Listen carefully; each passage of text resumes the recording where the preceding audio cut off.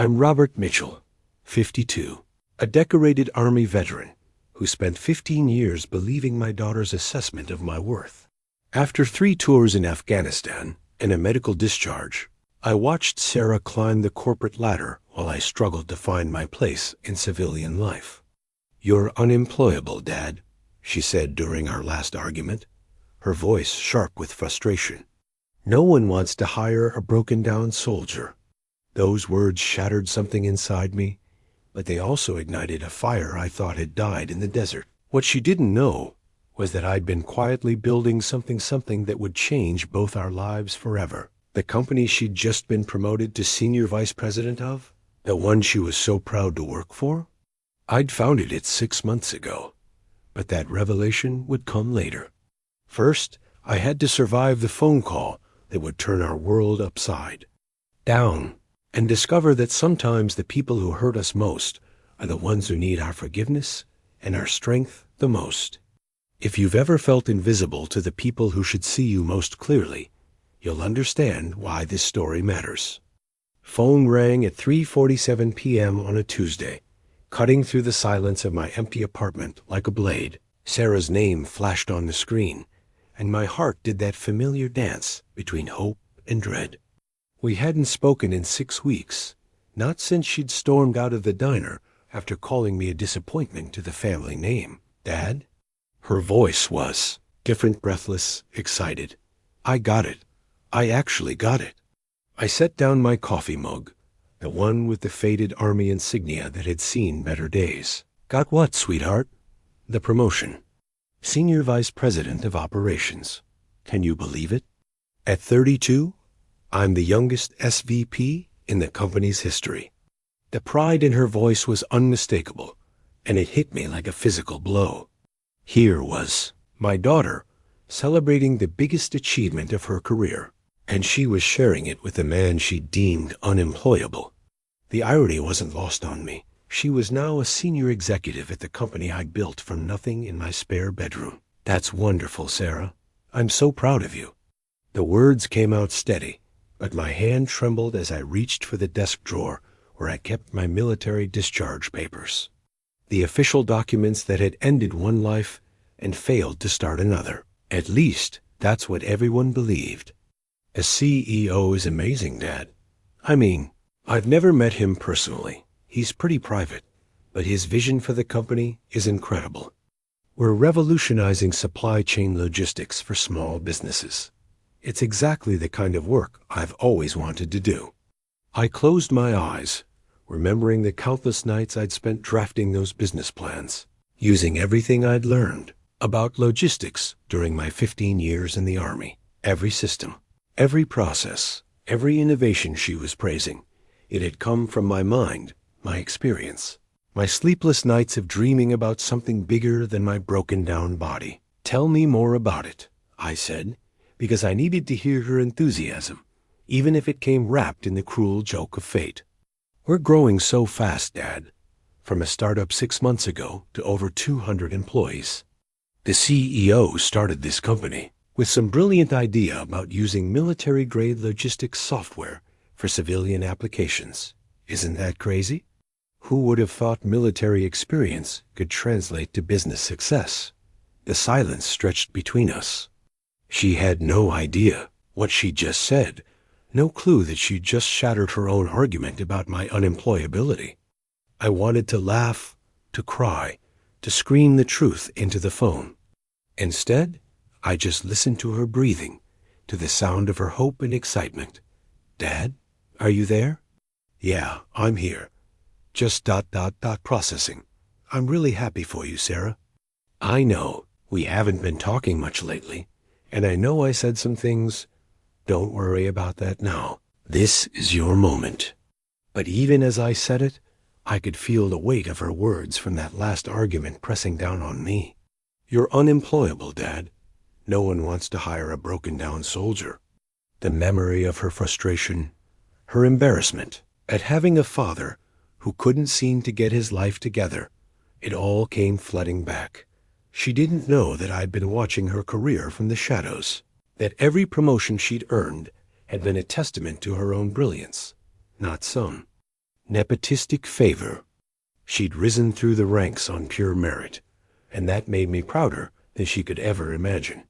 I have to go, Dad. Big meeting tomorrow morning, but I wanted to share this with you. I love you, Sarah. I love you too, Dad. And Dad, I'm sorry about what I said before. I was angry, and we'll talk soon, okay? After she hung up, I sat in the growing darkness of my apartment, surrounded by the evidence of my double life. The stack of rejection letters she'd seen, the bills I'd let pile up for show, the carefully maintained facade of failure. Tomorrow, she'd walk into that meeting, never knowing that the CEO she admired so much was the same man she'd written off as unemployable. The question now was whether I had the courage to tell her the truth, or if I'd keep living in the shadows of my own daughter's success. The Purple Heart sat in its velvet case on my nightstand, catching the last rays of sunlight that filtered through my apartment window. I'd earned it on a dusty road outside Kandahar, 3 years into my second tour, when everything I thought I knew about myself got blown to pieces along with our convoy.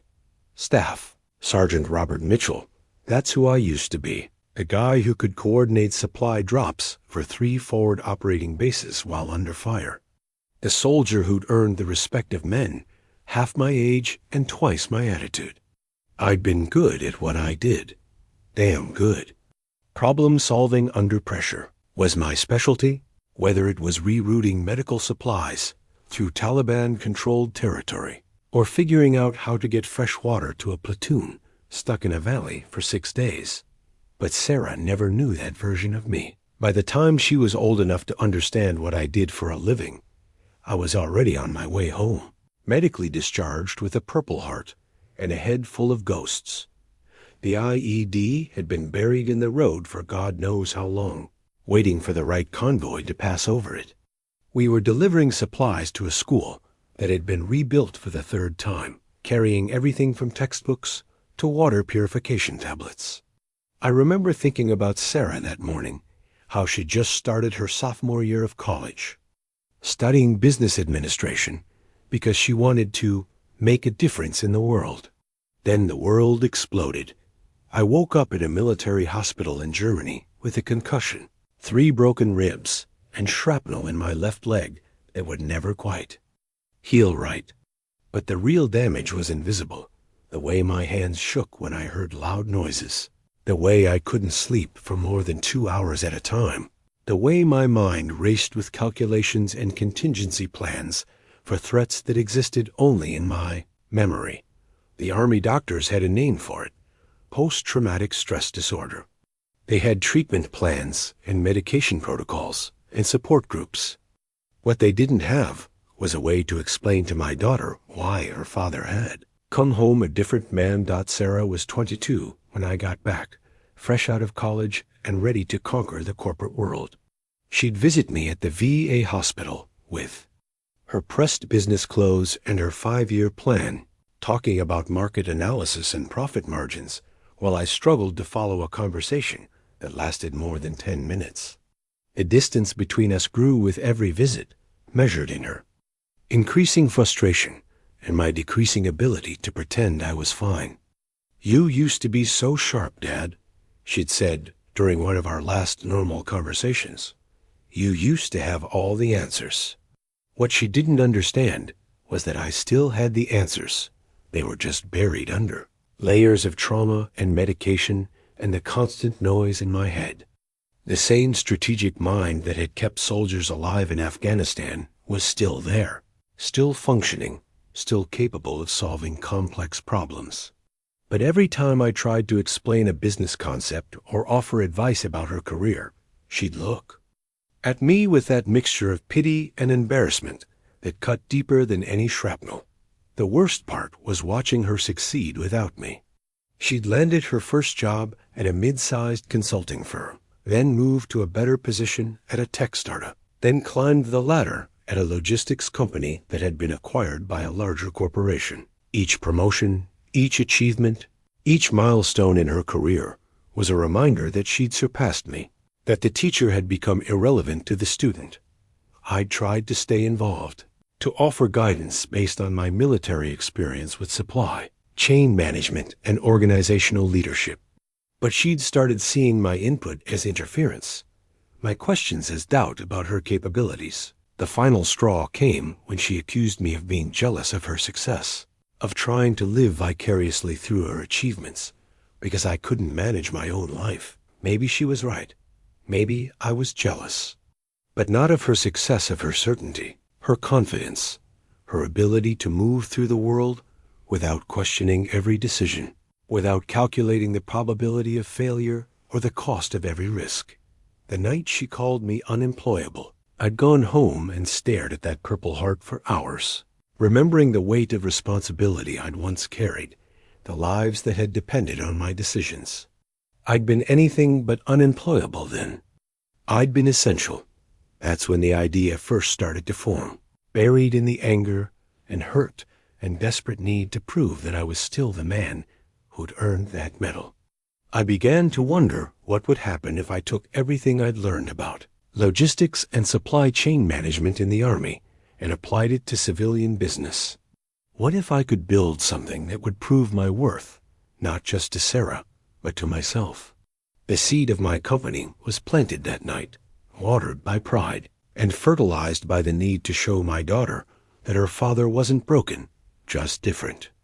I had no idea then that the business I was about to create would become the very place where she'd find her own success, or that my need to prove myself would become the foundation for both our futures. The rejection letters sat in a neat stack. On my kitchen table, each one a small paper cut to whatever was left of my dignity. 47 of them, to be exact. I'd counted them last night during another bout of insomnia, arranging them chronologically like evidence in a case I was building against myself. Thank you for your interest in our company, however, ... While your military experience is admirable, we're looking for someone with more relevant background. We've decided to move forward with a candidate whose skills more closely align with our current needs. The words all blurred together after a while, but the message was clear. Nobody wanted a broken-down soldier whose last job had been coordinating supply drops in a war zone. The civilian world had moved on without me, and I was expected to catch up or get left behind. Sarah had been patient at first. She'd helped me write my resume, translating military jargon into corporate speak. Logistics coordinator became supply chain analyst. Personnel management became human resources leadership. We'd spent hours at her dining room table, her laptop open between us, crafting cover letters that made my 15 years of service sound relevant to companies that sold software or managed hedge funds. But patience has a shelf life, and mine had expired somewhere around rejection letter number 23. Dad, you can't just sit around feeling sorry for yourself, she'd said during one of our increasingly tense coffee meetings. Maybe you need to lower your expectations.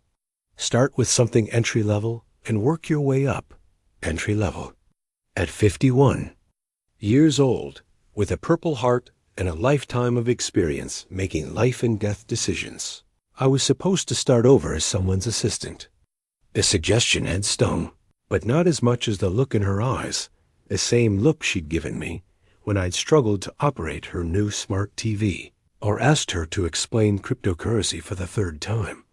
I'd started taking any interview I could get, even the ones that paid less than my military pension. Customer service representative at a call center, warehouse supervisor at a distribution company, security guard at a shopping mall. Each interview was a small humiliation. Watching 20-something HR representatives flipped through my resume with barely concealed confusion. So you were in the Army, they'd say, as if military service were some exotic hobby rather than a career. And now you want to work in insurance sales? The truth was, I didn't want to work in insurance sales. I didn't want to sit in a cubicle, answering phones or stand in a uniform, watching teenagers shoplift candy bars. But I needed to work, needed to prove to Sarah and to myself that I was still capable of contributing something meaningful to the world, that the worst part was coming. home to her phone calls, having to explain why I hadn't heard back from this company or that one. Her frustration was palpable, transmitted through the phone line like an electric current. Dad, I don't understand. You're smart, you're experienced, you have leadership skills. Why is this so hard? How could I explain that my leadership skills involved making decisions in environments where failure meant people died? That my experience was in managing resources in places where the nearest supply depot was a helicopter ride away through hostile territory? That my intelligence was calibrated for problems that didn't exist in the civilian world? The medications didn't help. The VA had me on a cocktail of pills that kept the nightmares at bay, but left me feeling like I was thinking through cotton. During interviews, I'd find myself losing track of conversations, struggling to remember the names of people I'd met 10 minutes earlier. The sharp, decisive mind that had once coordinated complex operations now felt like a rusted machine that needed constant maintenance. Sarah's career, meanwhile, was taking off like a rocket. She'd landed a position at a boutique consulting firm that specialized in helping small businesses optimize their operations. Every time we talked, she had a new success story, a client she'd helped increase efficiency by 30%, a process she'd streamlined that saved a company thousands of dollars, a presentation that had impressed senior partners. It's all about understanding systems, Dad, she'd told me enthusiastically during one of our last civil conversations.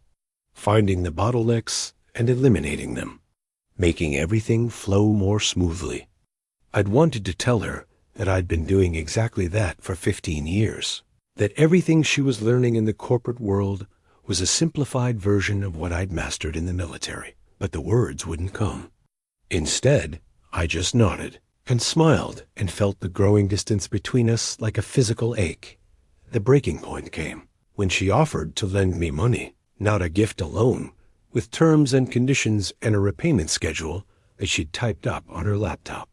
The formality of it was what hurt most, the way she'd turned our father-daughter relationship into a business transaction. I don't need your money, Sarah. Then what do you need, Dad? Because I don't know how to help you anymore. The honesty in her voice was devastating. She'd run out of solutions, out of patience, out of faith in my ability to figure things out. In her eyes, I'd become a problem to be managed rather than a father to be loved. That night, I'd sat in my apartment surrounded by rejection letters and empty beer bottles, wondering if she was right. Maybe I was unemployable. Maybe 15 years of military service had prepared me for exactly nothing in the real world. Maybe the man who'd earned a Purple Heart in the respect of his peers was just a memory, replaced by someone who couldn't even get hired to work retail. But somewhere in the darkness of that moment, a different thought began to form. What if? The problem wasn't that I was unemployable. What if the problem was that I was applying for the wrong jobs, working for the wrong people, trying to fit into a world that had no place for what I could offer? What if, instead of looking for someone to hire me, I hired myself? The idea came to me at 2:30 a.m. on a Tuesday, the kind of revelation that arrives with the force of lightning and the clarity of morning coffee. I'd been lying awake, my mind racing through the usual cycle of regret and recrimination, when I overheard my neighbor arguing with someone on the phone about a delayed shipment that was costing his small business thousands of dollars. Mike ran a specialty coffee roasting operation out of his garage, selling premium beans to local cafes and restaurants. Through our thin apartment walls, I could hear him explaining to some supplier that the delay in receiving green coffee beans meant he'd have to refund orders, disappoint customers, and potentially lose contracts he'd spent months building. I don't understand how a shipment can just disappear for 3 days, he was saying, his voice thick with frustration. I've got a system, I've got protocols, but I'm dependent on everyone else doing their job right. That's when it hit me. The problem wasn't that small businesses didn't understand logistics. It was that they didn't have access to the sophisticated systems that larger corporations used to track, manage, and optimize their supply chains. Mike wasn't some incompetent amateur. He was a skilled craftsman who'd been let down by a system that treated his business like an afterthought. I'd seen the same problem in Afghanistan, where smaller forward operating bases struggled with supply issues while larger installations had access to advanced tracking systems and dedicated logistics personnel. The solution hadn't been to tell the smaller bases to figure it out. It had been to adapt the larger systems to work for smaller operations. I pulled out a notebook, the same kind I'd carried throughout my military service, and started sketching out ideas. What if there was a way to give small businesses access to military-grade logistics software adapted for civilian use? What if entrepreneurs like Mike could track their shipments with the same precision that had kept soldiers supplied in hostile territory? The concept was simple in theory, but complex in execution. I'd need to create a platform that could integrate with existing shipping companies, provide real-time tracking and analytics, and offer the kind of predictive modeling that I'd used to anticipate supply shortages in combat zones. It would need to be user-friendly enough for a coffee roaster to operate, but sophisticated enough to handle the complexity of modern supply chains. That I spent the next 3 days filling that notebook with diagrams, flowcharts, and calculations. The caffeine-stained pages became a map of my emerging vision, a company that would bridge the gap between military precision and civilian entrepreneurship. I called it Supply Line Solutions, though the name would evolve as the concept developed. The beautiful irony wasn't lost on me. While Sarah climbed the corporate ladder, helping large companies optimize their operations, I was designing a system that would democratize that same expertise for the small businesses that formed the backbone of the American economy. She was working from the top down. I was building from the bottom up, but I knew that having a good idea wasn't enough. I needed proof of concept, seed funding, and a team of people who understood both the technical requirements and the market opportunity. Most importantly, I needed to do it all without Sarah knowing what I was working on. The secrecy wasn't about deception, it was about protection. If I failed, if the idea proved unworkable, or the market rejected it, I didn't want to add another disappointment to the pile that had already accumulated between us. And if I succeeded, well, that revelation would come when I was ready to prove that her unemployable father had been anything but. I started researching potential investors, focusing on venture capital firms that specialized in logistics and supply chain technology. I reached out to former military colleagues who'd transitioned into the tech industry, carefully probing their interest in a startup that would leverage defense industry expertise for civilian applications. The response was encouraging. It turned out that several former officers had been thinking along similar lines, recognizing that the military's sophisticated approach to logistics was years ahead of what most civilian companies were using. They'd been waiting for someone to build the bridge between those two worlds. Within 2 weeks, I had my first meeting with a potential investor. Within a month, I'd assembled a core team of former military logistics specialists and civilian software developers. Within 6 weeks, we had a working prototype of a platform that would eventually become the foundation of our company. Sarah still saw me as unemployable, still winced when I mentioned my latest project during our increasingly rare phone calls. She had no idea that her father was building something that would revolutionize the industry where she'd found her own success. And I wasn't ready to tell her yet. First, I had to prove it would work. The first investment check arrived on a Thursday morning, deposited into a business account that existed in a world Sarah knew nothing about. $250,000 from a venture capital firm that specialized in defense technology transitions. The amount was modest by Silicon Valley standards, but it felt like a fortune to a man who'd been living off military pension and rejection letters.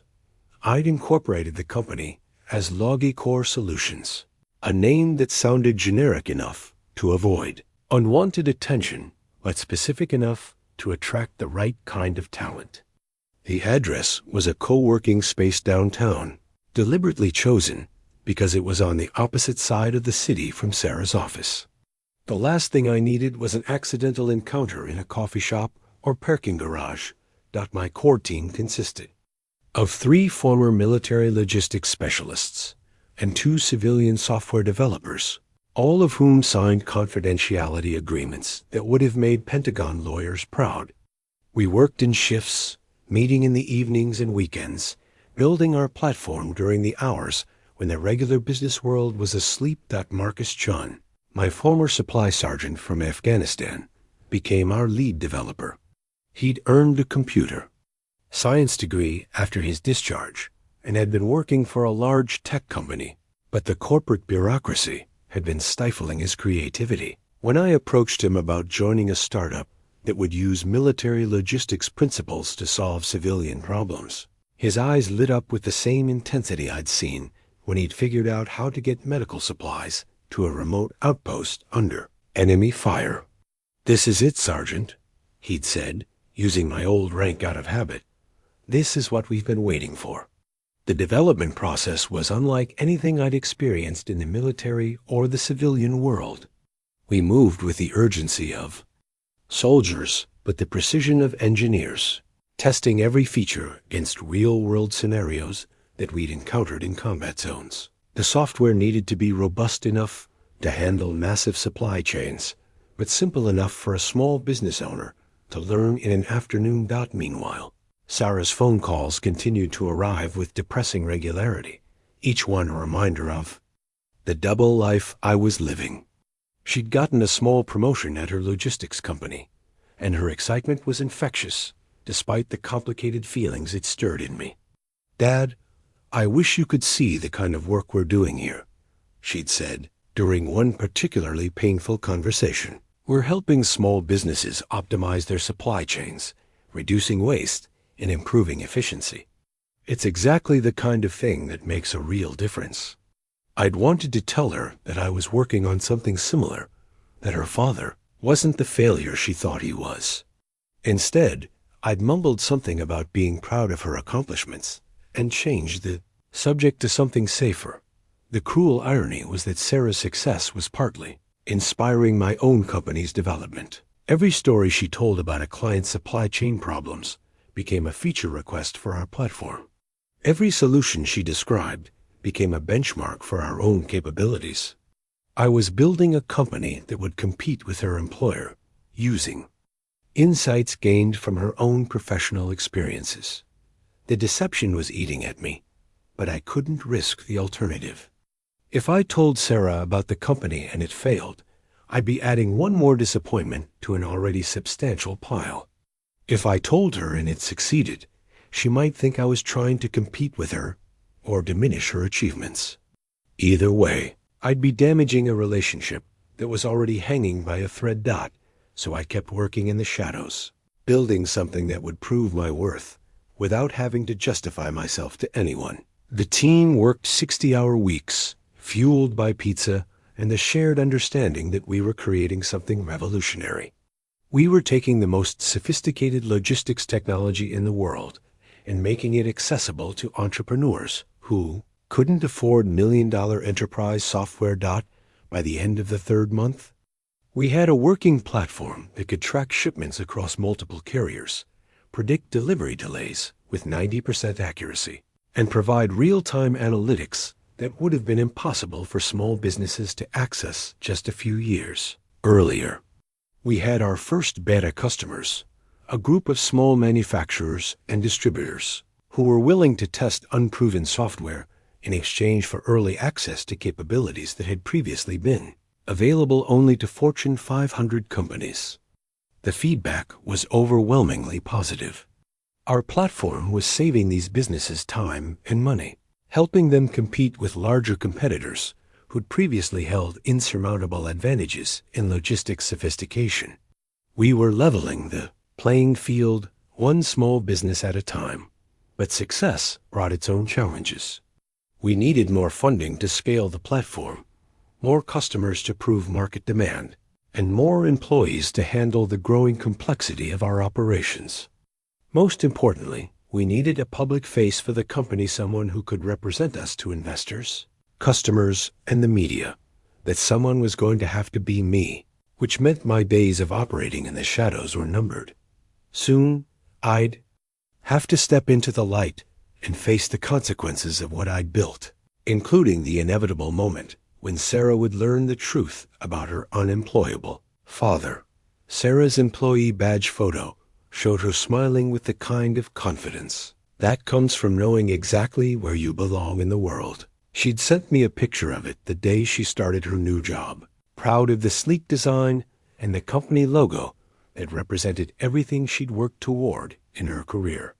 Strategic Logistics Group, the badge read, with Sarah Mitchell, Sr., Operations Analyst, printed in clean corporate font below her photo. She'd been recruited away from her consulting firm by a company that specialized in supply chain optimization for mid-market businesses. The salary was better, the benefits more comprehensive, and the work more aligned with her long-term goals. What she didn't know was that Strategic Logistics Group had been acquired 6 months earlier by a holding company that was preparing to integrate its operations with a newer, more innovative platform, a platform that was being developed by a small startup called Logicore Solutions. The acquisition had been part of our growth strategy by established companies with solid customer bases and transition them to our more advanced technology. Sarah's new employer wasn't just a random career move. It was an integral part of the business empire I was building in secret.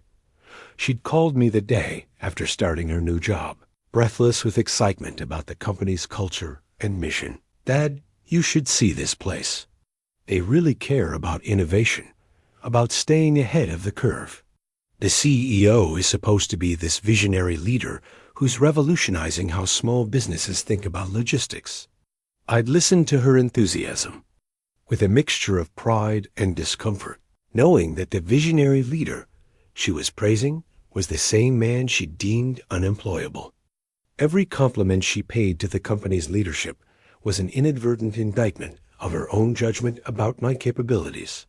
"Tell me about the work you're doing," I'd said, because I genuinely wanted to understand how she was experiencing the transition to our platform. "It's incredible, Dad. We're working with these small manufacturers and distributors who've been struggling with supply chain issues for years. Basic stuff like tracking shipments, predicting delays, managing inventory. But now they have access to these sophisticated analytics tools that give them insights they never had before."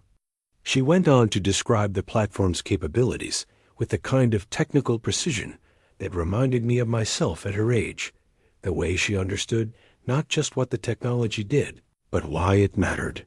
She'd inherited my analytical mind, my ability to see patterns and connections that others missed. The realization was both gratifying and heartbreaking. "The best part is that it's not just about efficiency," she continued. "It's about empowerment. These small business owners can make decisions based on real data instead of gut instinct. They can compete with larger companies because they have access to the same kind of sophisticated tools." I designed the platform with exactly that goal in mind. But hearing it articulated by my daughter, hearing her understand the vision, so completely validated everything I'd been working toward. She got it in a way that investors and beta customers couldn't, because she understood both the technical sophistication and the human impact. Over the following weeks, her stories about work became a window into how our platform was being received in the market. She told me about clients who'd reduced their shipping costs by 20%, about small manufacturers who'd been able to expand into new markets because they could finally manage complex supply chains with confidence. "There's this one client, a specialty food distributor," she said during one of our regular Sunday phone calls. "They were losing thousands of dollars a month because of spoilage and delivery delays. Now they can predict exactly when shipments will arrive and adjust their inventory accordingly. It's not just saving them money, it's saving their business." The success stories she shared were validating our business model, but they also highlighted the growing distance between us. She was becoming an expert in the field I'd created, building her reputation on technology I'd developed, working for a company I'd acquired. Yet she still saw me as the unemployable veteran who couldn't figure out how to navigate the civilian world. The cognitive dissonance was becoming unbearable. During our conversations, I found myself biting my tongue to avoid revealing too much. Knowledge about the industry, the technology, or the strategic decisions that were shaping her daily work experience. I had to pretend to be learning about logistics from my daughter, when in reality, I was the architect of the system she was using. But her success was undeniable, and her happiness was genuine. She'd found her calling in a field that perfectly matched her analytical skills and her desire to help others succeed. The fact that she was excelling in the environment I'd created was a testament to both her abilities and the soundness of my vision. The irony was that she was becoming the face of my company's success, representing our platform to clients and colleagues with an enthusiasm that no amount of marketing could manufacture. She was living proof that the technology worked, that the vision was sound, that the unemployable veteran had created something worth believing in. I just didn't know how much longer I could keep that truth to myself. The PowerPoint presentation was titled Scaling Excellence, a Strategic Vision for Mid-Market Logistics Integration. Sarah had worked on it for 3 weeks, crafting slides that would convince the company's mysterious CEO to approve a major expansion of their platform capabilities. She'd mentioned the upcoming presentation during our last phone call, her voice tight with nervous excitement. "This is my chance to really make an impact, Dad. If the CEO approves my proposal, we'll be able to help hundreds of additional small businesses access advanced logistics tools. It's everything I've been working toward." What she didn't know was that I'd been watching her prepare for this moment through the detailed reports my management team provided. Every late night she'd spent perfecting her analysis, every innovative solution she'd proposed, every strategic insight she'd developed. I'd been tracking it all through the carefully constructed hierarchy that kept my identity hidden from the employees. The presentation was scheduled for 2 p.m. on a Wednesday in the conference room on the 23rd floor of our downtown headquarters. I'd arranged to observe from the adjacent room, connected by a one-way mirror that the previous occupants had installed for client observation. Sarah would never know that her father was watching her career-defining moment unfold. She arrived 15 minutes early, wearing her best business suit and carrying a leather portfolio that I'd given her for her college graduation. The irony wasn't lost on me.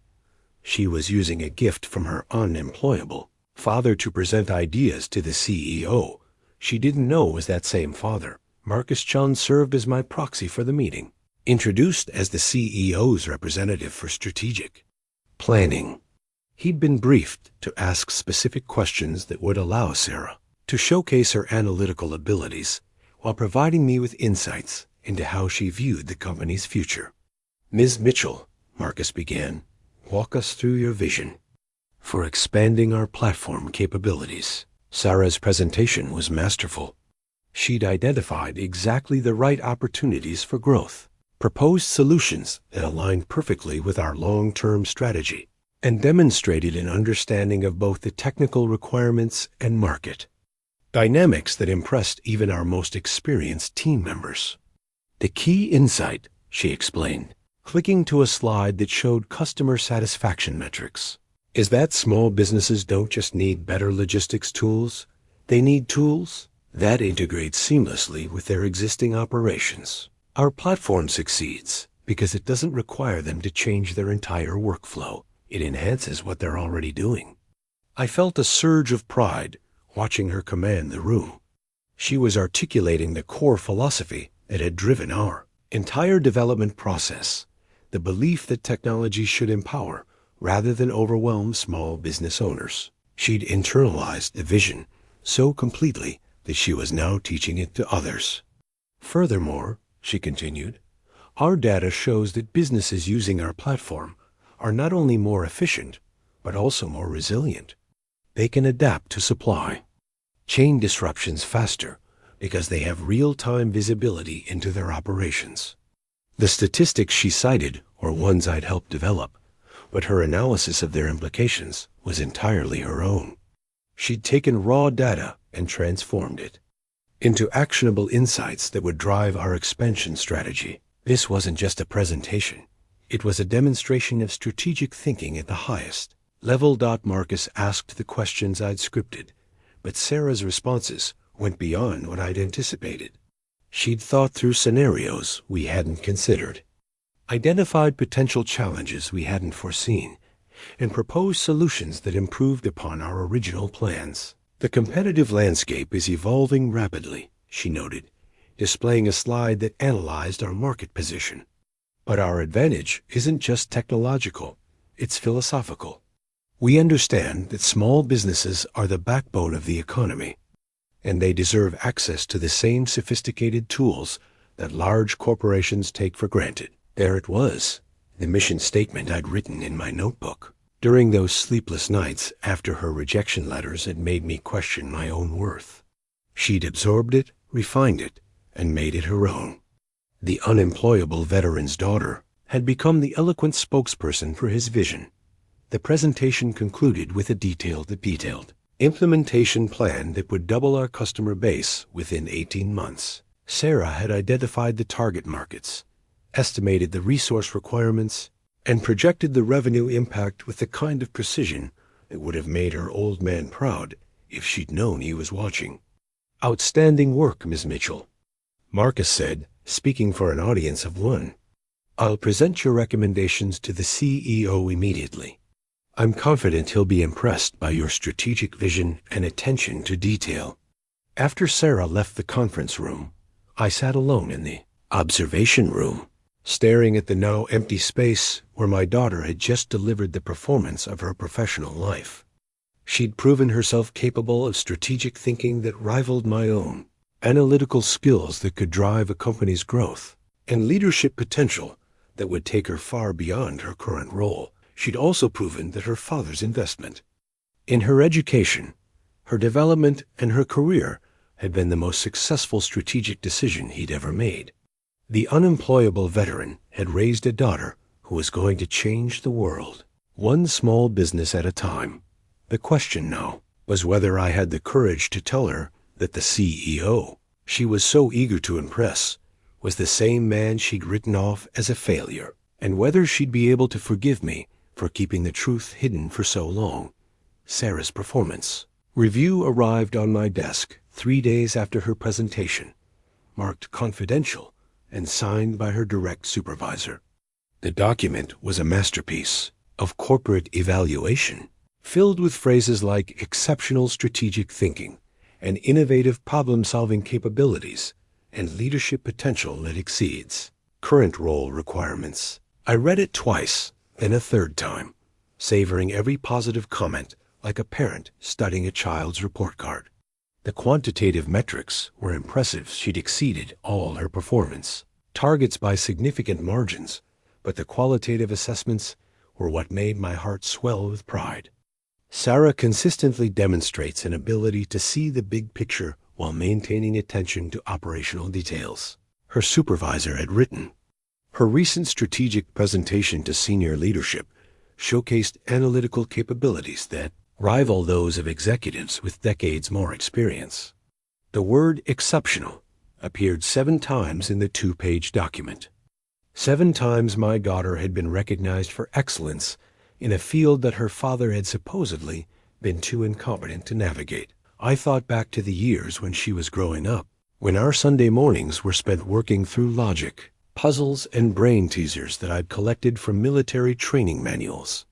She'd been 8 years old when she first beat me at chess, her young mind already displaying the strategic thinking that would later make her such a formidable business analyst. "Dad, why do you always think so many moves ahead?" she'd asked me once, frustrated by my ability to anticipate her strategies. "Because in the real world, sweetheart, you have to consider not just what you want to do, but what everyone else might do in response." It's like a conversation where you have to hear both sides before anyone speaks. She'd absorbed those lessons without realizing it, carrying them into her adult life, where strategic thinking had become second nature. The unemployable veteran had raised a daughter who could see connections and patterns that others missed, who could develop comprehensive solutions to complex problems, who could lead teams and inspire confidence in stakeholders. The performance review concluded with a recommendation for immediate promotion to Senior Vice President of Strategic Operations, along with a salary increase that would put her in the top 5% of earners in her age group. The recommendation was accompanied by a note from her supervisor. Sarah Mitchell represents the future of our industry. We need to ensure she has the resources and authority to implement her vision. I signed the promotion approval that same day using the electronic signature that authorized all major personnel decisions.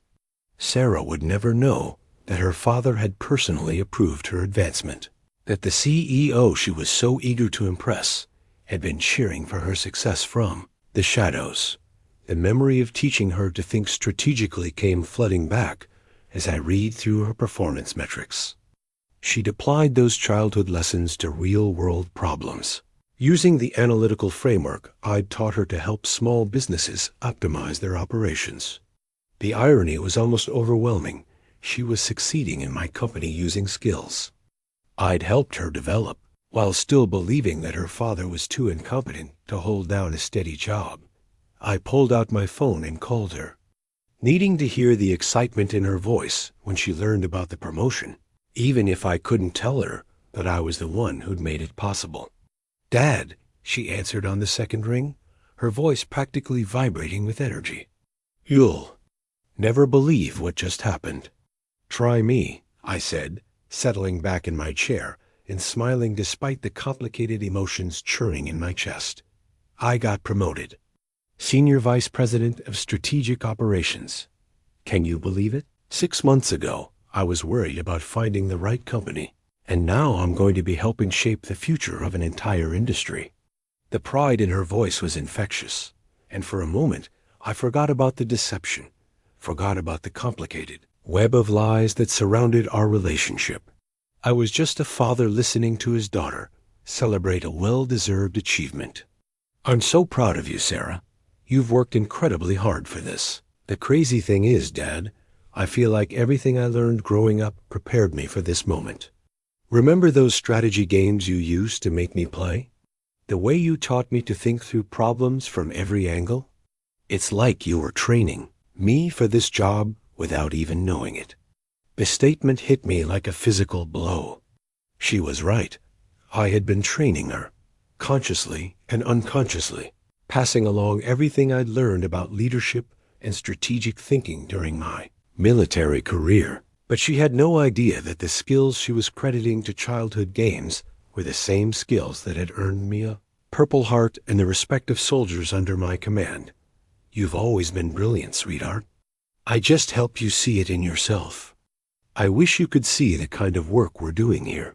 Dad, we're really making a difference for small businesses, giving them access to tools that used to be available only to huge corporations. It's exactly the kind of meaningful work that makes you feel like you're contributing something important to the world." Every word she spoke was validation of the vision that had driven me to create the company in the first place. She understood the mission so completely that she could articulate it better than I could, and her passion for the work was genuine and inspiring. "Tell me more about what you'll be doing in your new role." "I'm going to be overseeing the expansion into new markets, working directly with the CEO to implement strategic initiatives that will help us reach more small businesses. The CEO is supposed to be this incredible leader. Everyone who's worked with him says he has this amazing ability to see opportunities that others miss." I closed my eyes, absorbing the compliment that she didn't know she was paying me. The unemployable veteran was being praised by his own daughter for qualities she didn't know he possessed. "Sounds like you're working for the right company." I managed to say, "I really am, Dad. And you know what? I think this success is going to change things for our family, too." I mean, I'll finally be able to help you out financially. Maybe help you find some consulting work in logistics. With my connections now, I bet I could open some doors for you. The offer was meant as kindness, but it cut deep. She still saw me as someone who needed her help, someone whose career prospects depended on her charity and connections. She had no idea that she was offering to help the man who'd created the very opportunities she was celebrating. The board resolution document sat on the conference table like a loaded weapon, its formal language masking the explosive implications of what we were about to approve. Motion to appoint Robert Mitchell as Chief Executive Officer of LogiCore Solutions, effective immediately, with full authority to represent the company in all external communications and strategic partnerships. I stared at the document that would end my anonymity, knowing that once I signed it, there would be no going back to the shadows. The board members, a collection of former military officers turned successful entrepreneurs and venture capitalists, who'd believed in my vision, waited patiently for my decision. "You understand what this means, Robert," said Colonel Patricia Hayes, my former commanding officer, who now ran a defense contracting firm. "Once you step into the public role, your daughter will inevitably learn the truth. Are you prepared for that conversation?" I'd been asking myself the same question for weeks, ever since our growth had reached the point where the company needed a visible leader. We were closing deals with major clients, attracting attention from industry publications, and preparing for a Series B funding round that would value the company at over $50 million. The anonymous founder model had served its purpose, but it was no longer sustainable. "She's going to hate me," I said, voicing the fear that had been keeping me awake at night. "She's going to think I manipulated her career, that her success isn't real because I created the company where she works." "Or," said Marcus Chun, who'd been promoted to Chief Technology Officer, "she's going to realize that her father is the visionary leader she's been praising for months, that the man she thought was unemployable built the company that's revolutionizing her industry." The other board members nodded their agreement, but I could see the concern in their eyes. They understood the personal stakes involved, knew that my relationship with Sarah was both my greatest motivation and my greatest vulnerability. "Robert," Patricia continued, "you've built something extraordinary here. This platform is changing how small businesses operate, creating opportunities for entrepreneurs who never had access to sophisticated logistics tools before. Your daughter is part of that success, but she's not the reason for it. You are." I picked up the document and read through the formal language one more time. The appointment would make me the official face of LogiCore Solutions, responsible for investor relations, strategic partnerships, and all external communications. I'd have to attend industry conferences, give interviews to trade publications, and represent the company at events where Sarah might be present. The growth projections were staggering. We were on track to serve over 10,000 small businesses within the next 18 months, with revenue projections that would make us one of the fastest-growing logistics technology companies in the country. The platform I'd designed in my spare bedroom was becoming an industry standard, and the team I'd assembled was attracting top talent from Fortune 500 companies. But success came with responsibility, and responsibility required visibility. The days of operating through intermediaries and proxy representatives were coming to an end. If I wanted to take LogiCore Solutions to the next level, I had to be willing to stand behind it publicly. "There's something else you need to consider," said Dr. Jennifer Walsh, our investor representative from Tech Venture Capital. Sarah's performance review recommended her for promotion to Senior Vice President of Strategic Operations. In that role, she'd be working directly with the CEO on major strategic initiatives. If you accept this appointment, you'll be working closely with your daughter in a professional capacity. The irony was almost too much to bear. The culmination of my professional comeback would require me to work directly with the daughter who'd inspired it, while she still believed her father was unemployable. We'd be collaborating on strategic decisions that would shape the future of the company, with her having no idea that she was advising the man who'd founded it. I need to tell her the truth before that happens, I said, finally understanding that the deception had reached its natural end. She deserves to know who she's really working for, and I deserve the chance to show her that her father isn't the failure she thinks he is. The board members exchanged glances, recognizing the weight of the moment. This wasn't just a corporate governance decision. It was a father preparing to reveal a truth that would fundamentally change his relationship with his daughter. The question is timing, Patricia said gently. Do you tell her before or after we announce your appointment? Do you give her a chance to process the information privately, or do you let her discover it when the rest of the industry does? I thought about Sarah's excitement over her promotion, her eagerness to work with the CEO she'd been praising for months. She'd built her professional reputation partly on her association with Logicor Solutions, and learning that her father was behind it all could feel like a betrayal of that independence. But keeping the secret any longer felt like a betrayal of our relationship, a fundamental dishonesty that undermined everything we'd built together. She deserved to know the truth, even if it complicated everything else. I picked up the pen and signed the board resolution, officially accepting the position of CEO. The weight of the decision settled on my shoulders like a familiar burden of command, but this time it came with the added complexity of personal stakes that had nothing to do with business strategy. I'll tell her this weekend, I said, setting down the pen and looking around the table at the people who'd believed in my vision when I couldn't find anyone else to hire me. And then we'll see whether the unemployable veteran's daughter can. Forgive him for proving her wrong. The family photo sat on my kitchen table, its edges worn from years of handling. Sarah was 12 in the picture, gap-toothed and grinning, her arms wrapped around my neck as we posed in front of the Christmas tree. I was in my dress blues, home on leave between deployments, trying to cram a year's worth of fatherhood into 2 weeks of precious time. She'd been so proud of me then, showing off my uniform to her friends, bragging about her dad who was protecting the country. The transformation from that adoring little girl to the woman who'd called me unemployable felt like a journey measured in light years rather than calendar time. I'd been staring at that photo for an hour, trying to find the courage to make a phone call that would change everything between us. The revelation I was planning would either repair our relationship or destroy it completely, and I couldn't predict which outcome was more likely. My therapist, Dr. Elizabeth Morrison, had spent our last 3 sessions helping me prepare for this conversation. She'd walked me through various scenarios, helped me anticipate Sarah's potential reactions, and coached me on how to present the truth in a way that emphasized healing rather than vindication. Remember, Robert, she'd said during our most recent session, this isn't about proving that you were right and she was wrong.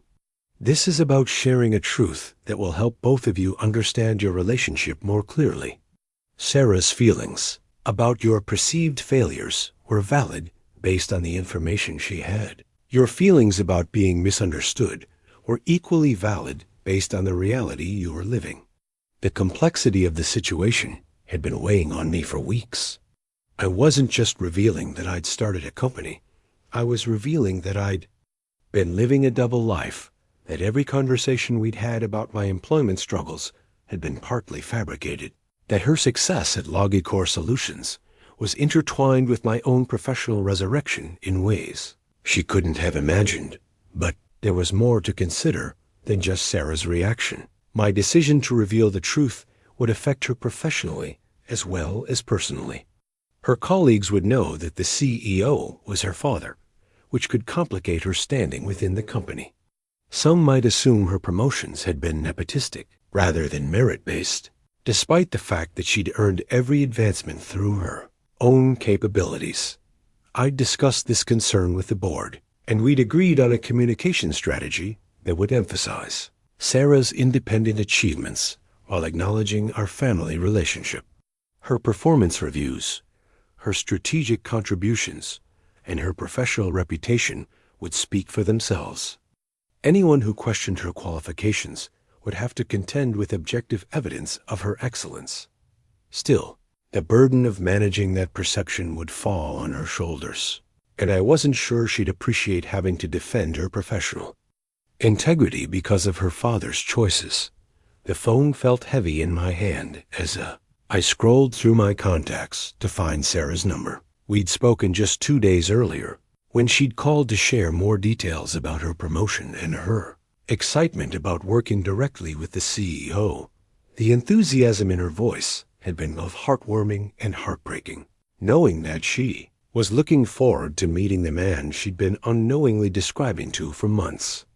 "I can't wait to finally sit down with him and discuss my strategic vision for the company," she'd said.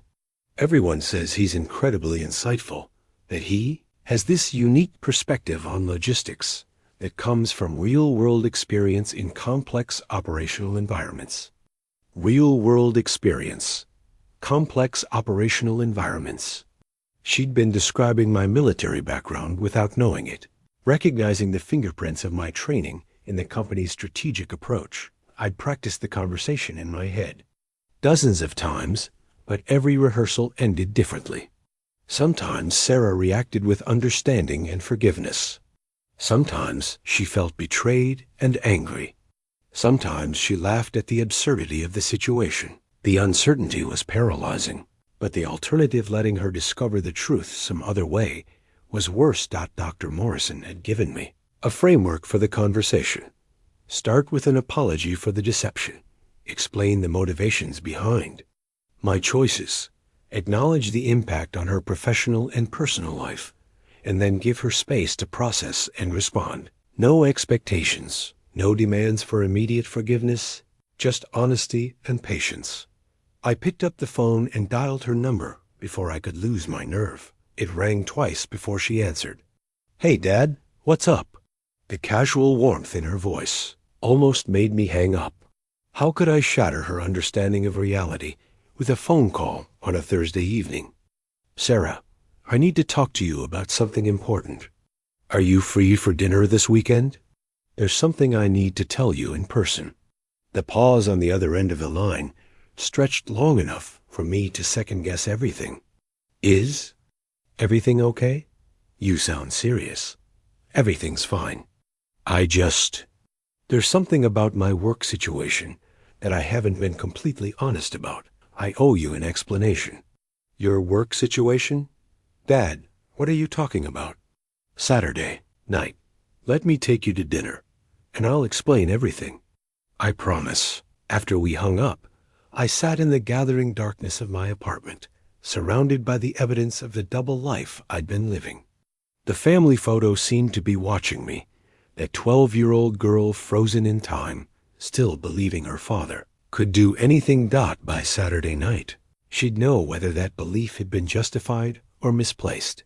The company charter lay folded in my jacket pocket like a paper time bomb, its legal language spelling out the truth that would reshape everything. Between us, Logicor Solutions Incorporated. Founder and Chief Executive Officer, Robert J. Mitchell. The document that had once represented my greatest professional achievement was about to become the instrument of the most important conversation of my life. Sarah arrived at the restaurant 15 minutes early, wearing the navy blazer she reserved for important occasions.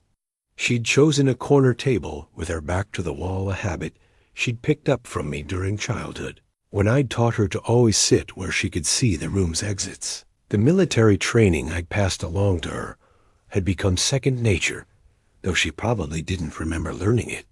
"Dad, you're making me nervous," she said as I sat down across from her. "You've been weird on the phone for the past 2 days. What's going on?" I'd rehearsed this moment dozens of times, but sitting across from my daughter, seeing the concern in her eyes, all my carefully planned words evaporated. How do you tell someone that everything they believe about you is wrong? How do you explain that the failure they've been trying to fix is actually the most successful thing you've ever done? "Sarah, I need to tell you something that's going to sound impossible at first. I need you to listen to the whole story before you react, okay? She nodded, but I could see her bracing herself for bad news, a health scare, financial problems, maybe a confession about the extent of my PTSD. She had no idea that the truth was the opposite of everything she was expecting. You know how you've been excited about working with your new CEO? The one you've been telling me about for months? Of course. I'm supposed to have my first direct meeting with him next week. Why? I pulled the charter from my pocket and placed it on the table between us, the corporate seal visible even in the restaurant's dim lighting. Because you're looking at him. Sarah stared at the document for a long moment, her eyes scanning the legal text without comprehension. Then she looked up at me with the kind of confusion that comes just before understanding hits like a freight train. I done single quotes T dot dot dot. What is this? Logicor Solutions, the company you work for. I founded it 8 months ago. The silence that followed was deafening. I watched my daughter's face cycle through a series of emotions: confusion, disbelief, comprehension, and then something that looked like betrayal. That's not possible, she said finally. Dad, Logicor is a sophisticated technology company. We have hundreds of employees, millions in revenue, contracts with major clients. You couldn't have dot dot dot. You didn't. I did. I used everything I learned about logistics in the Army to create a platform that would help small businesses access enterprise-level supply chain management tools. The CEO you've been praising? The visionary leader with a unique perspective on complex operational environments? That's me, Sarah. She picked up the charter with trembling hands, reading through the incorporation details and founder information as if the words might rearrange themselves into something that made sense. This says you incorporated the company 6 months before. I even started working there. You've been lying to me for almost a year. I've been protecting myself and protecting you. Protecting me from what? From the possibility that I might fail again. From having to watch your father disappoint you one more time. From the complicated feelings that would come with knowing your success was tied to mine. Sarah's voice rose slightly, drawing glances from nearby tables. My success? Dad, do you realize what you're saying? You're telling me that everything I've accomplished, every promotion I've earned, every client I've helped, it's all because my daddy gave me a job? No, that's not. How long were you planning to keep this secret? Were you ever going to tell me, or were you just going to let me keep making a fool of myself, telling Unemployable you about the brilliant CEO I work? FOA? The pain in her voice was worse than anything I'd experienced in combat. I'd expected anger, but this felt deeper a wound to her sense of self that I might have just inflicted permanently. Sarah, your success is entirely your own. You earned every promotion through your own abilities. I've read your performance reviews, watched your presentations, seen the impact you've had on our clients. You're brilliant at what you do, and that has nothing to do with me being your father. But it has everything to do with you being my boss. God, Dad, how could you let me go on and on about the CEO's strategic vision when you knew I was talking about you? How could you let me offer to help you find work when you own the company I work for? I reached across the table, but she pulled her hands away before I could touch them. I know how this looks, and I know how it feels. But I need you to understand that I didn't create this company to give you a job. I created it to prove to myself, and maybe to you, that I wasn't the failure you thought I was. Your getting hired was a coincidence that became a complication I didn't know how to handle. A complication? Her voice was barely above, a whisper now, but the hurt in it was unmistakable. Is that what I am to you? A complication in your grand plan to prove you're not unemployable? You're the reason I built the company in the first place. Everything I've done has been to show you that your father isn't broken, that the man who taught you to think strategically is still capable of strategic thinking. I want to be someone you could be proud of again." Sarah stared at me for a long moment, and I could see her processing not just the revelation itself, but the implications of what it meant for her career, her identity, her understanding of our relationship. "I need time to think about this," she said finally, standing up from the table. I can't process this right now." "Sarah, please." "No, Dad. You've had months to figure out how to tell me this. Now I need time to figure out how to feel about it."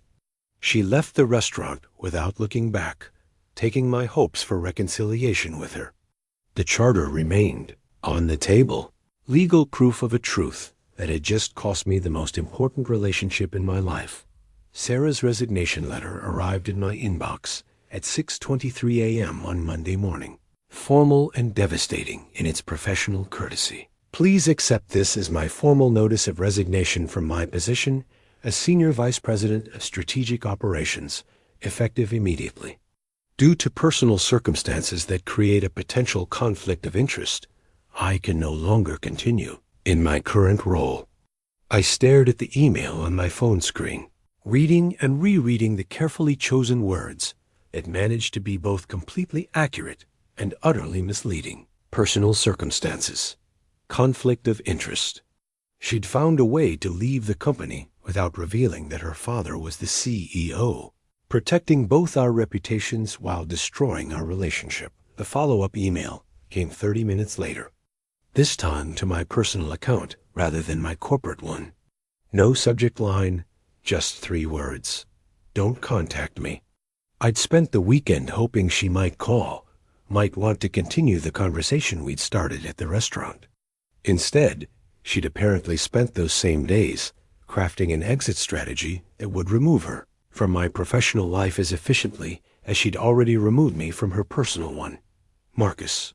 Sean knocked on my office door at 9 o'clock, holding a printed copy of Sarah's resignation letter and wearing the expression of someone who'd been dreading this conversation. "She didn't tell anyone the real reason," he said, settling into the chair across from my desk. "As far as the team knows, she got an offer from a competitor that she couldn't refuse. Her direct reports are disappointed but not suspicious." "What?" "Did she tell her direct reports about the transition? That she'd trained them well enough to handle the workload until a replacement could be found. She's scheduled handoff meetings for the rest of the week.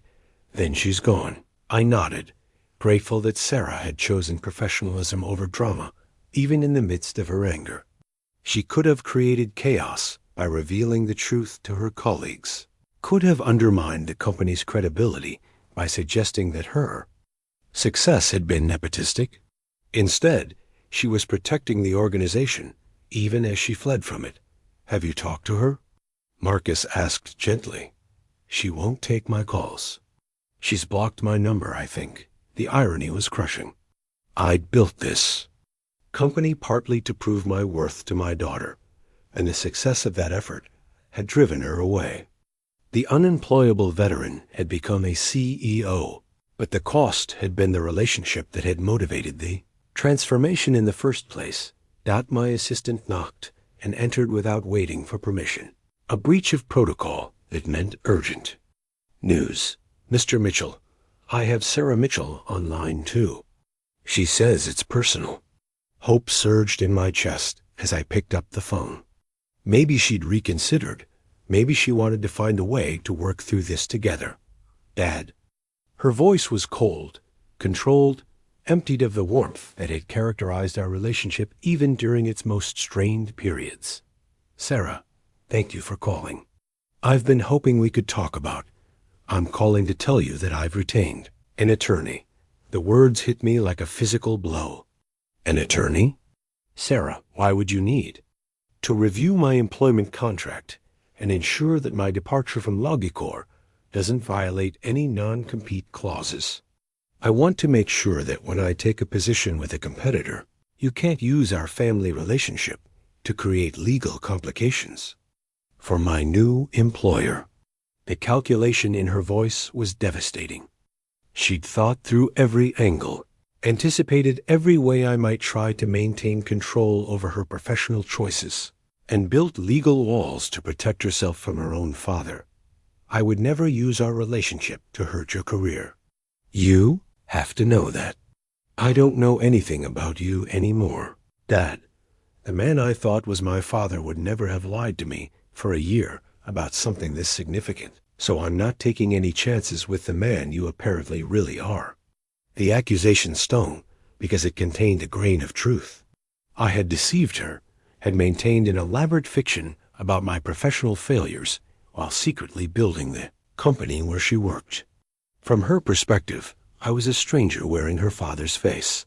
Sarah, please. Can we meet somewhere and talk about this? I know you're angry, and you have every right to be. But don't let this destroy our relationship completely. Our relationship was destroyed the moment you decided that lying to me was more important than trusting me with the truth.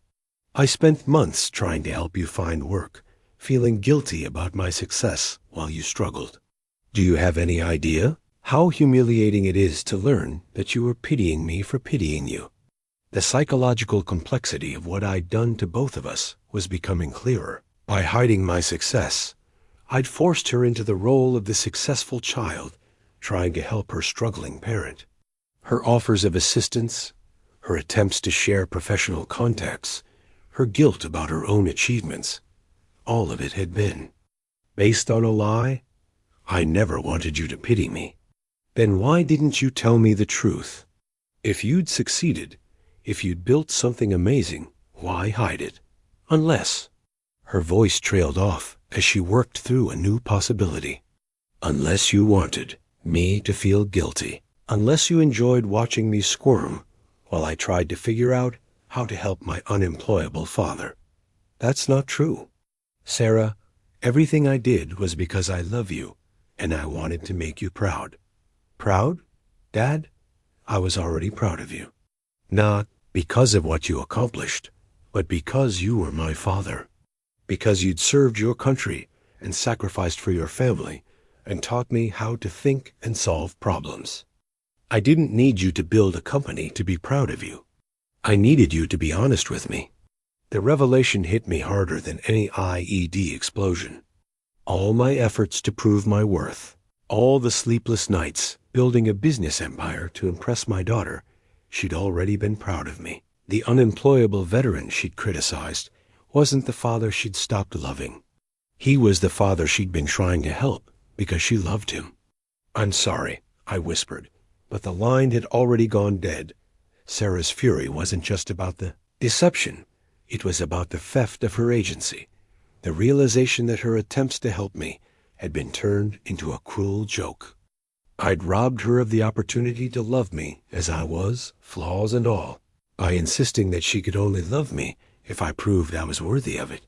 The unemployable veteran had finally found employment, but in the process, he'd made himself unemployable. As a father, Dr. Morrison's therapy notes lay spread across her desk like a medical chart, documenting 2 years of sessions focused on helping a broken veteran rebuild his sense of self-worth. Sarah sat across from her in the chair I'd occupied every Tuesday for the past 24 months, trying to understand how the father she thought she knew had become a stranger. Your father started seeing me 6 months after his discharge, Dr. Morrison explained, her voice gentle but clinical. He was struggling with severe depression, survivor's guilt, and what he perceived as complete professional failure. The man who walked into my office was convinced that he had nothing to offer the civilian world. Sarah had called Dr. Morrison 3 days after our disastrous dinner, using the contact information from my insurance paperwork that she'd found in my apartment. When she'd gone there to collect some personal items I'd borrowed, the therapist had agreed to meet with her after I'd signed a release allowing her to discuss my treatment. I don't understand how someone builds a successful company while believing they're a failure, Sarah said, her voice raw from days of crying and sleepless nights. Those two things don't make sense together. Your father's success with Logicor wasn't driven by confidence. It was driven by desperation. He needed to prove to himself and to you that his 15 years of military service had value in the civilian world. Every rejection letter he received felt like confirmation that society had no place for who he was. Dr. Morrison pulled out a file containing photocopies of some of my early session notes, evidence of the psychological state that had led to my double life. In our sessions, your father talked constantly about feeling invisible to you, about watching you succeed in a field where he felt he should have been able to contribute, but couldn't. He was proud of your accomplishments, but devastated by his inability to share in them meaningfully.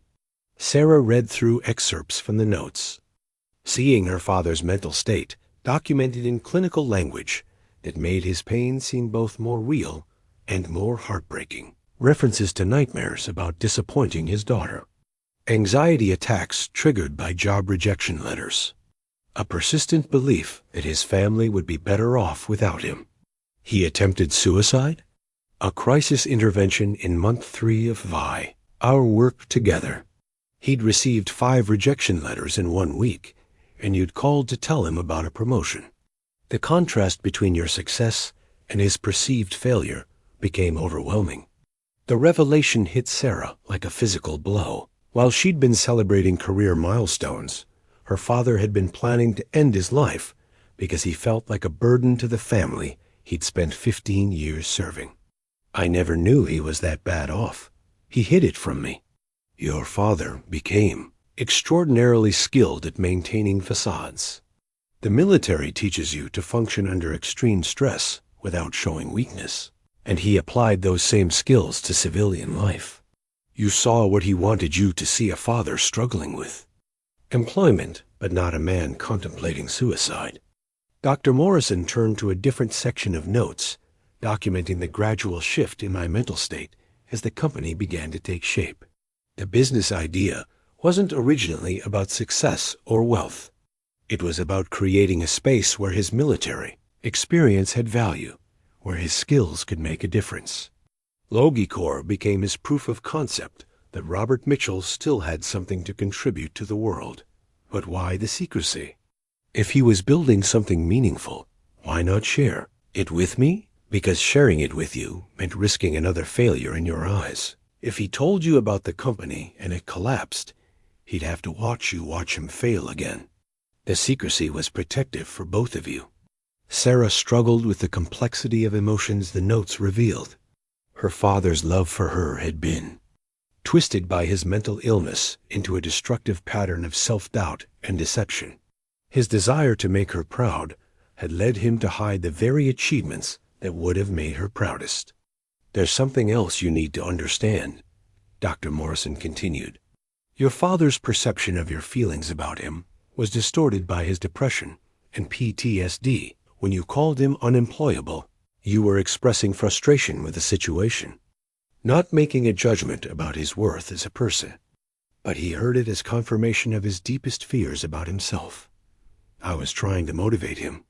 I thought if I was honest about how his unemployment was affecting our relationship, he might be more aggressive about finding work. Tough love approaches rarely work with trauma survivors. Your father needed support and patience, not pressure and criticism. But you had no way of knowing that because he never told you about the extent of his psychological struggles. The session continued for 2 hours, with Dr. Morrison walking Sarah through the documented journey from suicidal depression to entrepreneurial success. The notes painted a picture of a man who channeled his pain into purpose, who transformed. His need to prove himself into something that benefited thousands of small business owners. Your success at Logicor wasn't nepotism, Dr. Morrison concluded.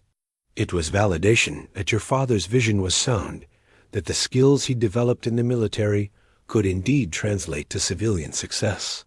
You proved his concept by excelling within the system he'd created. But I still don't know if I can forgive him for lying to me. Forgiveness isn't about excusing his choices. It's about understanding that they came from a place of profound pain rather than malicious intent. Your father didn't deceive you to hurt you. He deceived you to protect himself from the possibility of hurting you. Sarah left the session with a file containing copies of my therapy notes, a homework assignment to read through 2 years of documented struggle and gradual healing. For the first time since our dinner conversation, she had context for the choices that had seemed so inexplicable and hurtful. The unemployable veteran hadn't been unemployable at all. He'd been unemployed by trauma, by a mental health system that couldn't bridge the gap between military service and civilian success, by a society that valued his sacrifice in theory, but struggled to find a place for his skills in practice. As she walked to her car, Sarah realized that her anger had been masking a deeper emotion, grief for the pain her father had endured in silence, and regret for the role her words had played in deepening his wounds. The man who'd built Logicor Solutions wasn't the confident CEO she'd been praising. He was a broken soldier who'd managed to transform his brokenness into something beautiful. The question now was whether they could find a way to rebuild their relationship on a foundation of honesty rather than the protective lies that had kept them apart. The handwritten letter arrived on a Thursday morning, delivered to my office by a courier service that specialized in personal correspondence. My name was written on the envelope in Sarah's careful script, the same handwriting that had adorned birthday cards and thank you notes throughout her childhood. Inside, 3 pages of cream-colored stationery contained words that would either heal or finish destroying the relationship that meant more to me than any business success. Dad, it began. I've spent the past 2 weeks trying to understand how we got to this place, and I think I finally do. I read the letter standing at my office window, looking out at the city where my daughter was somewhere processing the same pain and confusion that had been eating at me since our dinner.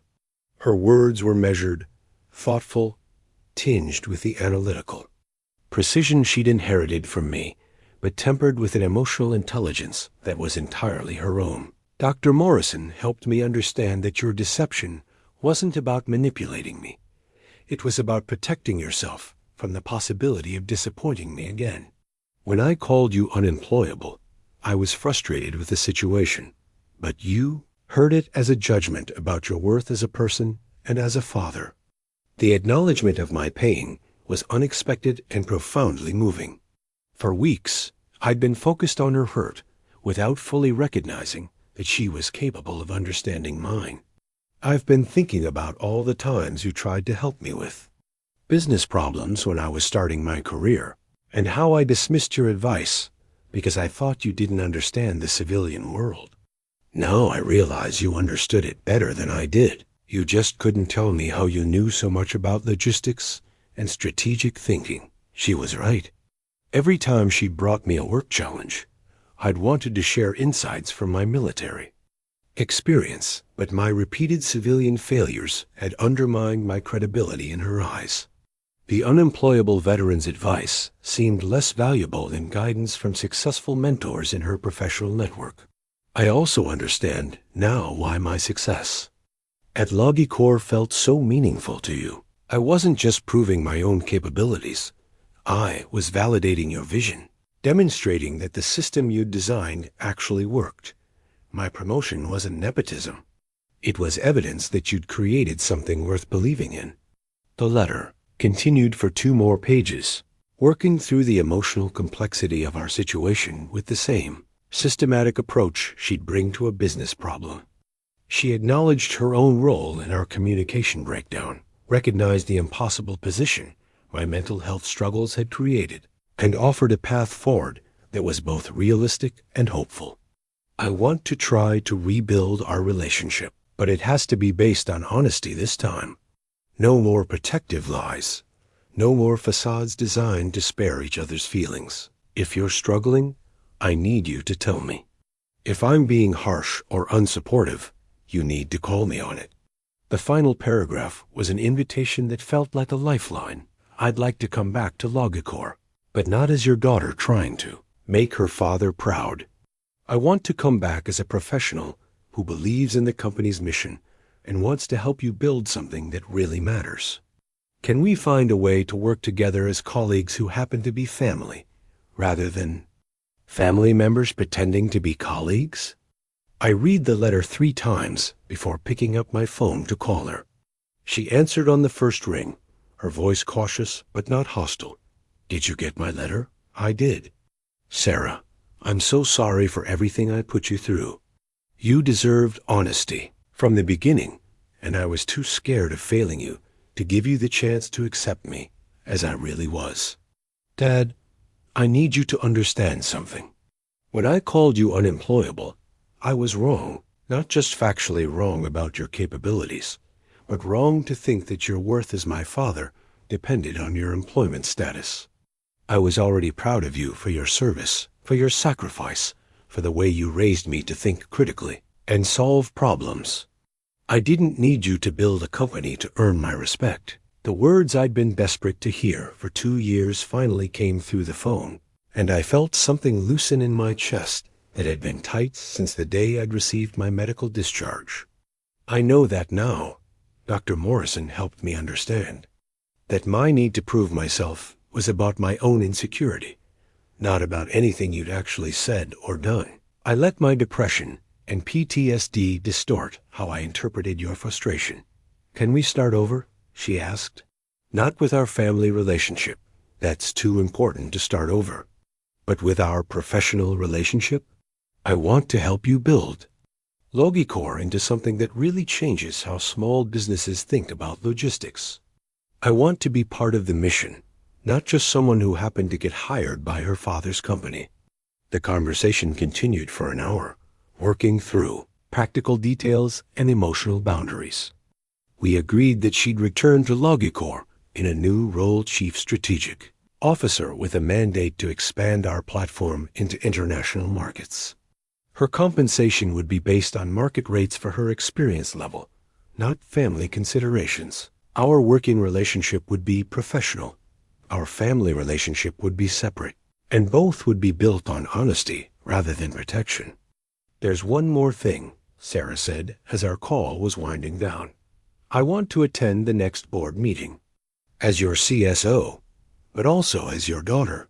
I want to meet the people who believed in your vision when you couldn't believe in yourself."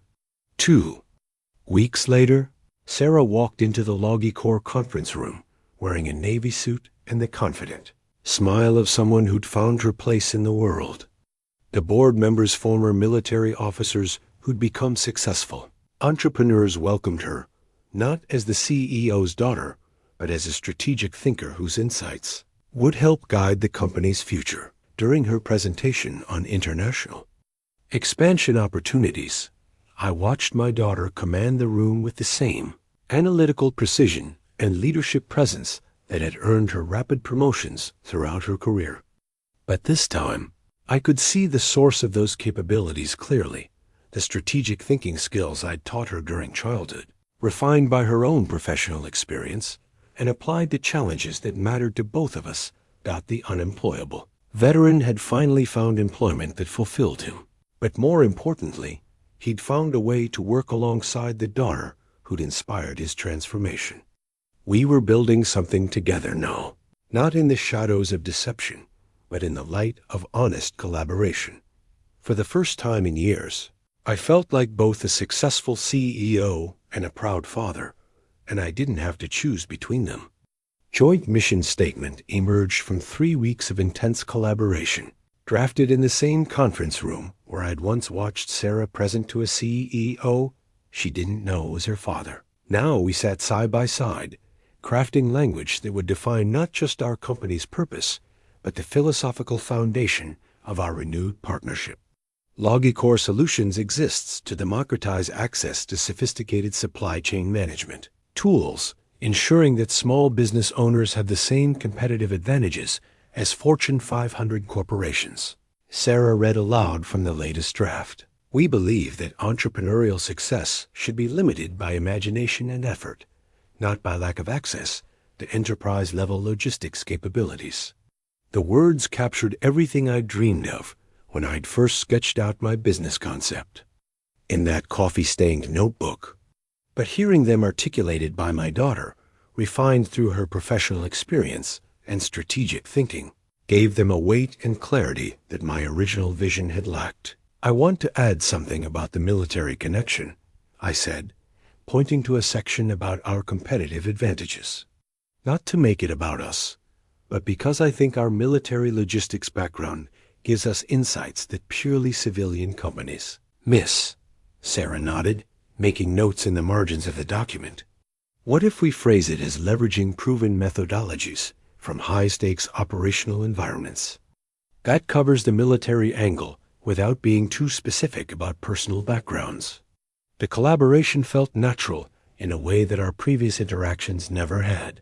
We were functioning as professional equals, each bringing different strengths to shared challenges. Sarah's civilian business experience complemented my military logistics background, creating strategic solutions that neither of us could have developed independently. Our first major project together was the expansion into international markets that Sarah had proposed during her return to the company. She'd identified opportunities in 3 emerging economies, where small businesses were struggling with supply chain inefficiencies that our platform could address. The beauty of what we've built, she explained during a presentation to potential international partners, is that it scales across different economic systems and regulatory environments. The core logistics principles are universal, even when the implementation details vary by country. I watched her field questions from investors and potential clients with a kind of confidence that came from deep understanding of both the technology and its applications. She wasn't just selling our platform, she was evangelizing for a vision of global, small business empowerment that resonated with audiences in ways that my more technical presentations never had. The success of our international expansion exceeded even our optimistic projections. Within 6 months, we'd established partnerships in 12 countries and were serving over 3,000 international small businesses. Sarah's strategic planning had anticipated most of the challenges we encountered, and her cultural sensitivity had helped us adapt our platform to local business practices without compromising its core functionality. But the professional success was secondary to the personal healing that was happening alongside it. Working together daily had forced us to communicate more openly than we had in years. Strategic disagreements became opportunities to understand each other's thinking processes. Project deadlines created shared stress that brought us closer rather than driving us apart. "You know what I love about this?" Sarah said during one of our weekly planning meetings. "We're actually making a difference for real people. That coffee roaster in Kenya who can now predict supply disruptions 2 weeks in advance. The clothing manufacturer in Vietnam who cut her shipping costs by 30%. These aren't just business metrics. They're families whose lives are better because of what we built." The mission had become personal for both of us in ways that went beyond family connection. We were using our combined skills to solve problems that mattered, creating opportunities for entrepreneurs who'd been limited by circumstances beyond their control. It was the kind of meaningful work that justified the pain we'd endured to get here. Our working relationship had also attracted attention from industry publications and business schools. Harvard Business Review published a case study about our father-daughter leadership dynamic, focusing on how family relationships could enhance rather than complicate professional partnerships when built on mutual respect and clear boundaries. "The key insight," Sarah told the interviewer, "is that family gives you a foundation of trust that can accelerate decision-making and risk-taking. We don't have to worry about hidden agendas or competing loyalties because we know each other's core values and motivations." The article mentioned my military background and the company's origin story, but it focused primarily on our current strategic vision and the measurable impact we were having on small business success rates. The unemployable veteran narrative had evolved into something more complex and ultimately more inspiring, a story about transformation, resilience, and the power of honest collaboration. 6 months after Sarah's return, we were named to Inc. magazine's list of fastest-growing private companies, with revenues exceeding $50 million and a customer base of over 15,000 small businesses across 6 continents. The recognition was gratifying, but what mattered more was the knowledge that we built something sustainable and meaningful together. During the award ceremony, Sarah introduced me not as her father, but as her co-founder and strategic partner. Robert Mitchell saw an opportunity to bridge the gap between military precision and civilian entrepreneurship. She told the audience, but more importantly, he had the courage to bet everything on that vision when no one else believed it could. Work. Standing on that stage next to my daughter, both of us recognized as leaders in an industry we'd helped transform. I finally understood that the unemployable veteran had never really existed. He'd been a fiction created by trauma and sustained by fear. A story I'd told myself about my own limitations that had prevented me from seeing my actual capabilities. The real Robert Mitchell, the strategic thinker, the problem solver, the leader, who'd earned a Purple Heart and raised an extraordinary daughter, had been there all along, waiting for the right opportunity to prove that his best years weren't behind him, but ahead of him. The company-wide email went out at 9 a.m. on a Monday morning, marking the end of my anonymity and the beginning of a new chapter in Logicor's evolution. I'm pleased to formally introduce Robert Mitchell, founder and CEO of Logicor Solutions. The message began, written jointly by Sarah and our head of communications. Many of you have benefited from his strategic vision and leadership over the past year. Today, we're excited to share his story and his vision for our company's future. The attached bio was comprehensive but tactful, highlighting my military background and the experiences that had led to Logicor's creation without dwelling on the personal struggles that had motivated my initial secrecy. The focus was on capabilities and achievements rather than the psychological journey that had brought me to this point. Sarah had insisted on writing the introduction herself, crafting language that positioned me as a visionary leader while acknowledging the unconventional path that had led to the company's founding. Robert's unique perspective, combining 15 years of military logistics experience with deep understanding of small business challenges, has created a platform that truly serves our customers' needs. She wrote, the response from our employees was overwhelmingly positive. Marcus Chun sent a company-wide reply, sharing his own military background and expressing pride in working for a veteran-owned business. Other team members chimed in with similar messages, creating a thread of support. That validated my decision to finally step into the light. But the most meaningful response came from our customers. Within hours of the announcement, small business owners from across our network were sending messages of gratitude and support. They understood instinctively that a platform designed by someone who'd managed logistics in combat zones would be robust enough to handle their supply chain challenges. Finally, a tech CEO who understands what it's like to make life or death decisions under pressure wrote one of our early adopters, a medical supply distributor who'd used our platform to coordinate emergency shipments during natural disasters. No wonder this system works so well in crisis situations. The revelation of my military background also attracted attention from veteran-owned businesses and military contractors who'd been skeptical of civilian logistics platforms. Suddenly, we were receiving inquiries from organizations that had never considered our services, expanding our potential market in directions we hadn't anticipated. Sarah orchestrated the media strategy with the same precision she brought to international expansion planning.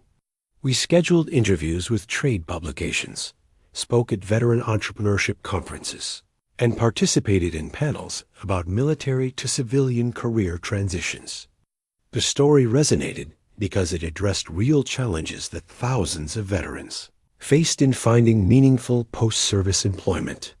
The best part about working with my father professionally, Sarah told a reporter from VetTech Weekly, is that I get to see him in his element every day. The strategic thinking and leadership capabilities that made him successful in the military are exactly what our company needed to scale effectively. The interview ran with a photo of us reviewing logistics data together, both of us looking comfortable and confident in our respective roles. The caption identified us as father-daughter leadership team Robert and Sarah Mitchell, transforming small business logistics through military-proven methodologies. But the moment that felt most like coming full circle happened during our quarterly all-hands meeting, when I stood before our entire team, now grown to over 300 employees, and told the story of Logicor's founding for the first time publicly. 18 months ago, I was collecting rejection letters from companies that couldn't see how military experience translated to civilian success. I began looking out at an audience that included former soldiers, recent college graduates, and seasoned business professionals. Today, we're serving over 20,000 small businesses across 6 continents, proving that sometimes the best solutions come from the most unexpected places. Sarah sat in the front row, beaming with the kind of pride that I'd spent years trying to earn through deception, but had finally achieved through honesty. When I finished speaking, she was the first to stand for the applause that filled the conference room. After the meeting, employees approached me with their own stories of career transitions, family businesses, and the challenges of proving themselves in industries that initially seemed closed to their backgrounds. The unemployable veteran had become a symbol of possibility for anyone who'd ever felt like their skills weren't valued in their current environment. You know what this means, right? Sarah said as we walked back to our offices. No more hiding, no more protective lies, no more managing 2 different versions of yourself. She was right. For the first time since my medical discharge, I could be fully myself in all aspects of my life. The veteran, the father, the CEO, the strategic thinker, who'd learned his skills in Afghanistan and applied them to civilian challenges. The compartmentalization that had once felt necessary for survival had become unnecessary for success. That evening, I called Dr. Morrison to share the news of my public debut as Logicor's CEO. She listened to my account of the day with the satisfaction of a therapist who'd watched a patient complete a long and difficult journey. How does it feel to be fully visible? She asked. Terrifying and liberating at the same time, I admitted, but mostly relieving. I don't have to keep track of different stories for different audiences anymore. I can just be who I am. The unemployable veteran had finally found employment that fulfilled every part of his identity. More importantly, he'd discovered that the daughter who'd once questioned his worth had been waiting all along for the chance to work alongside the father she'd always admired. If only he'd had the courage to show her who he really was. The father-daughter photo on my desk had been taken 6 months after our reconciliation, during Logicor's annual company retreat in Colorado. Sarah and I stood together at the summit of a mountain we'd climbed with our leadership team, both of us grinning with the exhausted satisfaction of people who'd accomplished something difficult together. The picture captured a moment of pure joy, uncomplicated by the secrets and misunderstandings that had once defined our relationship. It had been 18 months since our disastrous dinner at the restaurant, 12 months since Sarah's return to the company, and 6 months since we'd taken Logicor public with an IPO that valued the company at over $200 million. The numbers were impressive, but they weren't what made me proud as I looked at that photograph every morning. What made me proud was the knowledge that we built something meaningful together, that the unemployable veteran and his brilliant daughter had created a platform that was genuinely changing lives for small business owners around the world. Our latest impact report showed that Logicor customers had collectively saved over $50 million in supply chain costs while increasing their operational efficiency by an average of 35%. The success had attracted acquisition offers from several Fortune 500 companies, but Sarah and I had unanimously decided to remain independent. We weren't building Logicor to maximize shareholder value. We were building it to democratize access to sophisticated logistics tools for entrepreneurs who'd been systematically underserved by the technology industry. Besides, Sarah had said during our most recent board meeting, why would we sell to companies that represent exactly the kind of corporate bureaucracy we're trying to help small businesses compete against? Her strategic thinking had evolved. to match the scope of our expanded mission. She was no longer just the talented analyst who'd impressed me with her presentation skills. She'd become a visionary leader in her own right, recognized by industry publications as one of the most innovative executives in logistics technology. The Harvard Business Review case study about our leadership partnership had been followed by speaking invitations from business schools around the country.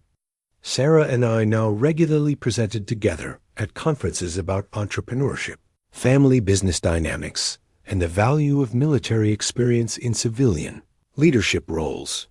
But the most meaningful recognition had come from an unexpected source. The Department of Veterans Affairs had selected LogiCorps as a model program for veteran entrepreneurship, highlighting how military logistics experience could be translated into successful civilian business ventures. We'd been invited to mentor other veteran entrepreneurs, sharing not just business strategies, but the personal journey of overcoming trauma and self-doubt. The beautiful irony, I'd told one group of veteran entrepreneurs, is that the skills that made us effective in military service, strategic thinking, problem solving under pressure, leadership in crisis situations, are exactly what the civilian economy needs. We just have to find the right way to apply them. The mentoring work had become a passion project for both Sarah and me. She brought perspectives on navigating corporate environments and building professional credibility, while I shared insights about translating military experience into civilian value propositions. Together, we were helping other veterans avoid the isolation and self-doubt that had nearly destroyed my own transition. Our personal relationship had evolved alongside our professional partnership. We had dinner together every Sunday, but now our conversations flowed naturally between family updates and business strategy. We could argue about quarterly projections during the week and laugh about childhood memories on weekends, compartmentalizing when necessary, but never hiding essential truths from each other. Dr. Morrison had continued working with both of us, helping us navigate the complexities of family business dynamics and ensuring that our professional success didn't come at the cost of our personal relationship.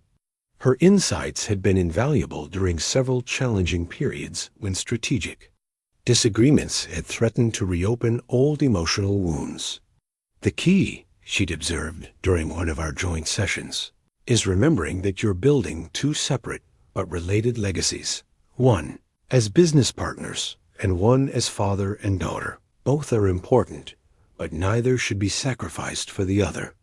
The advice had proven prescient during our expansion into government contracting, when my military connections created opportunities that raised questions about whether Sarah's civilian experience was sufficient for that market. We'd navigated those challenges by clearly delineating our respective areas of expertise, while presenting a united front to external stakeholders. As I prepared for another day of meetings and strategic planning, I reflected on the journey that had brought us to this point. The unemployable veteran who'd once collected rejection letters was now running a company that employed over 800 people and served more than 40,000 small businesses worldwide. The daughter who'd once questioned her father's competence was now his strategic partner and intellectual equal, building a legacy that would outlast both of our individual careers. But the real transformation hadn't been professional, it had been personal. We'd learned to love each other not despite our flaws and struggles, but because of our ability to work through them together. The unemployable veteran had found employment, but more importantly, the broken father had found his way back to his daughter. The phone rang, interrupting my morning reflection. Sarah's name appeared on the caller ID, and I answered with the easy familiarity of someone who no longer had to manage multiple versions of himself. "Morning, Dad. Ready to change the world today?" "Always," I replied, smiling at the photograph of us standing together on that mountain.